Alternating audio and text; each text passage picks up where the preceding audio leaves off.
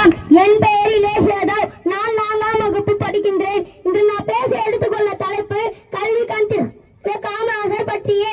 இவ்வுலகில் அழிவில்லா செல்வம் என்றால் அது கல்வி செல்வம் தான். அத்தகைய கல்வியை இலவசமாக கொடுத்த படிக்காத மேதை காமராசர் விருதுநகர் மாவட்டத்தில் தந்தை குமாரசாமிக்கும் தாயார் சிவகாமிக்கும் மகனாக 1903ஆம் ஆண்டு ஜூலை 15ஆம் தேதி திங்கள் 15ஆம் தேதி பிறந்தார்.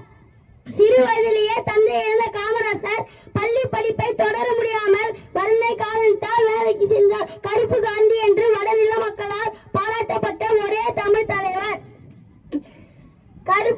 ஏழையாக பிறந்த அவர் ஏழையின் துயரை தொடப்பதை தன் குறிக்கோளாக கொண்டார். அவர் முதலமைச்சராக பணியாற்றிய போது நேருவை மட்டுமே தன் குறிக்கோளாக கொண்டு